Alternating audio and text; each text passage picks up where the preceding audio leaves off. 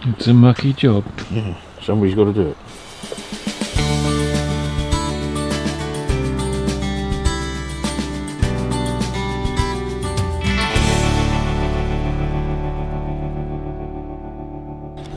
Right, 1934 Plymouth brake master cylinder. It's all full of water and God knows what, so I've cleaned it all out. So you've got all your bits out, you've got to clean it all up. So I've got all the crap out of there. You want to get any rust or residue out of there.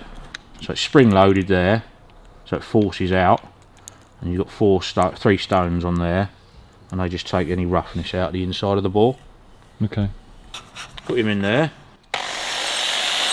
Hone it out.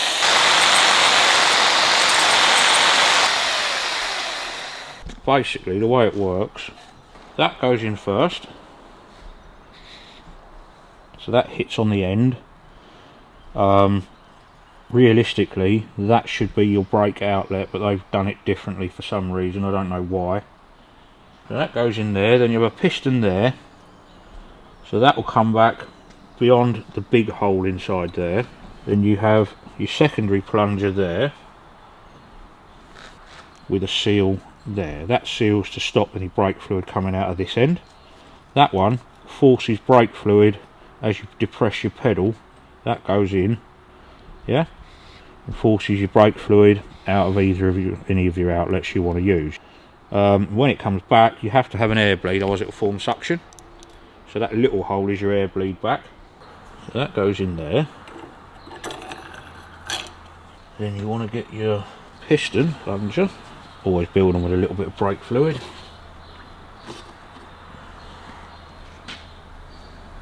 It's a mucky job. Yeah, somebody's got to do it. Sometimes you have to just release the edges a little bit to let them go in, because obviously they're quite a tight fit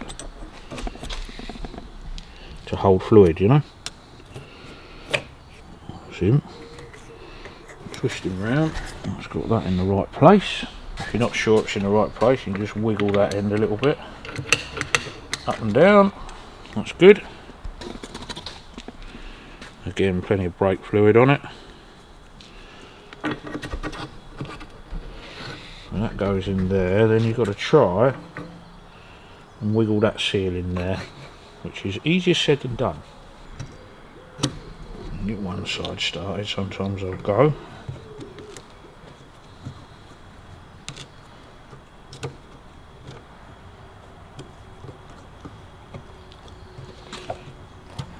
Oh, that's got him.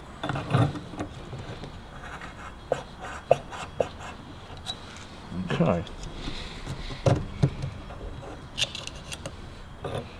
And then you've got to get your washer in.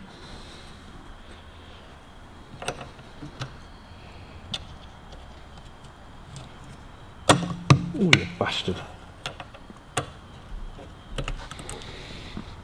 Okay, that's your washer in, yeah? Okay. Give that a little tap in with something. And you've got a snap ring goes on to hold it all in there. That's the general idea anyway. You bastard.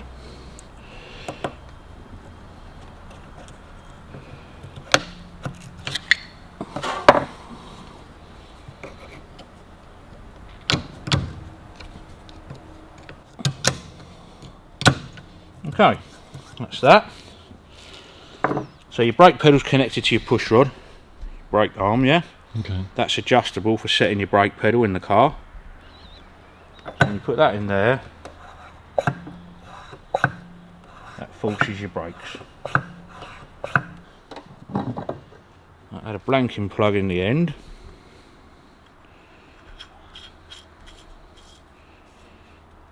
It's got a brake stop valve on the top, that's your brake light switch when pressure hits it, yeah? Okay. Just forces a little switch inside, so you just have one live wire in and one out to your brake light. And that one goes in there for your brake union. That's your outlet, yeah? So we'll nip all those up.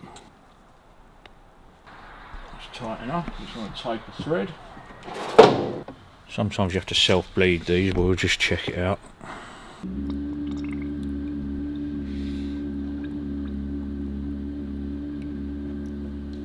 So that's got some brake fluid in her now.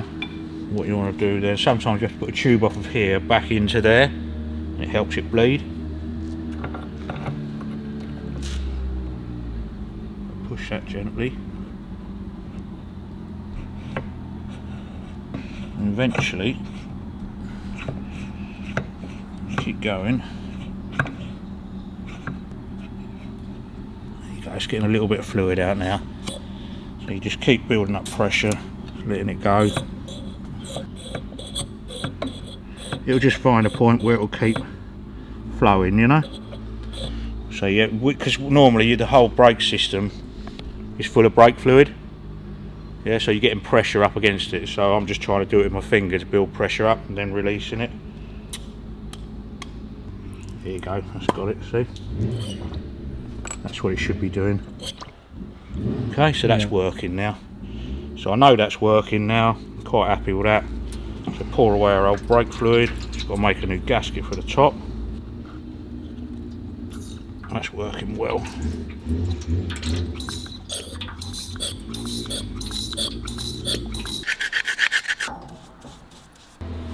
Right, so your brake piston, your brake master cylinder, you push that and it forces brake fluid out of that, as we saw, yeah? Yeah. Then it goes through all the brake lines, and it then goes into a brake slave cylinder, which is basically just a tube. So you've got one of those either end, yeah? You've got a cup there, actually they go the other way round, that way, yeah? And a spring, they're just seats for in there. Spring in the middle, and you have an aluminium piston there, which forces your brake shoes out as that expands. So that's like that. When you press your brake pedal, the fluid goes into the centre, forces them like outwards, yeah? Yeah. Which forces your two aluminium pistons out, which hit on your brake shoes, spread the brake linings inside the drum, hence you stop.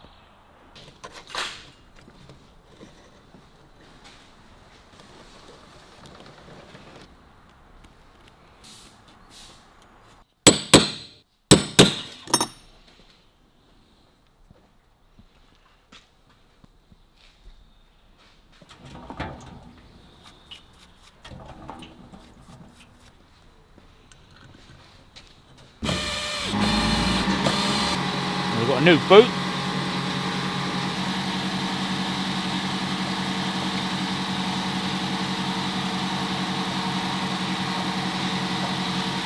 All good.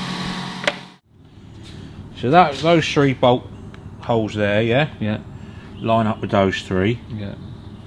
So that fits in there when that exhaust is out the way, yeah? So he goes in there. Now that's our plunger we've rebuilt, going in and out. Right, that pin there, that's threaded. Yeah. So when you press your brake pedal, that goes forwards, forces your brake pedal in and out. You need to thread that into the end of the brake master cylinder, which is going to be a complete pain in the bum like it is there, because you'd have to turn the master cylinder and you won't get a clearance on here. Okay. So you've got to try and get this pin out. And obviously it's rusted in there, so I'm just going to put some heat on it. All the pedals need freeing up, they're all quite badly seized up, so it all just needs a good lube up, but I need to get that pin out of there. Okay. So I'm going to put some heat on it now.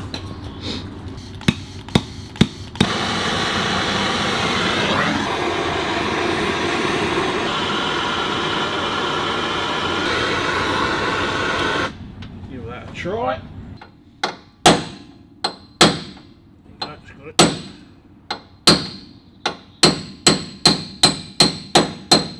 Don't do what I normally do, go to pick things up with your hands, if they're hot.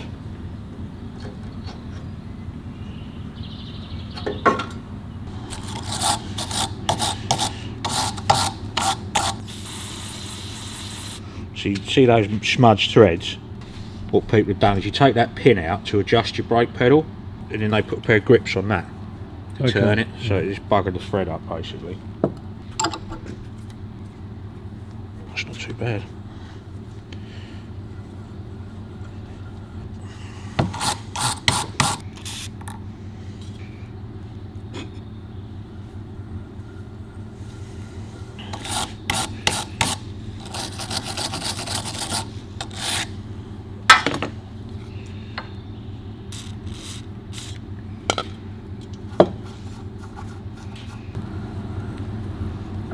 Got it right to the end now.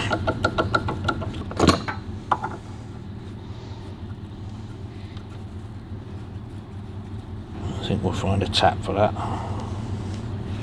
What's that, 7/16, isn't it? Yeah, 7/16. 7/16. So let's put a bit of lube on that.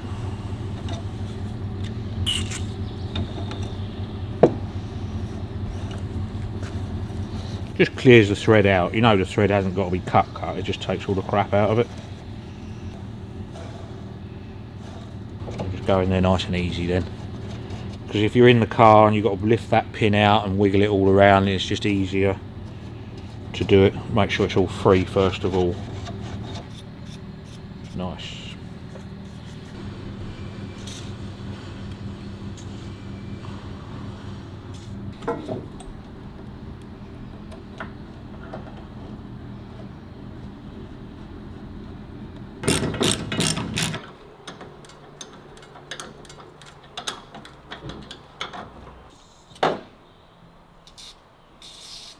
Right, so we'll put our push rod in.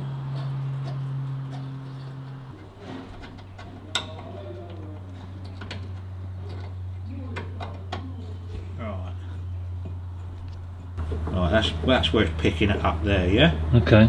I can feel it knocking out, so you want that. So you then adjust that screw out, so it brings your brake pedal up, yeah? Okay. Because you've got to stop at this end here. Lift him out and unwind that now, yeah? So it extends your brake rod. I reckon about that much. Alright, that's got about an inch of free play. So you probably want it out a little bit more. I'll have to look in the tolerances in the book.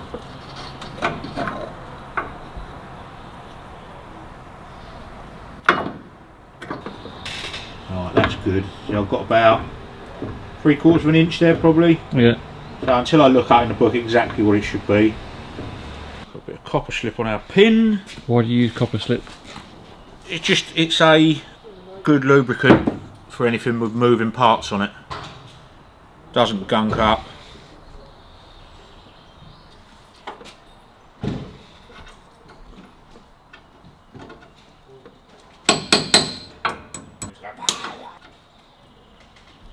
I can't bleed the brakes because there's a pipe that goes from here right away underneath of the engine to there. So until the engine's back in, I can't bleed the brakes. Okay. But I can rebuild all the wheel cylinders now, make sure they're all okay. That's a good job done. Yeah. Next week on the workshop. Right, all the hinges have got play in them like that. Yeah. So there's no point in trying to hang a door when the hinges are, especially one that's screwed to a wooden frame, it just isn't going to happen. Yeah. So you want to get all your pins nice and tight.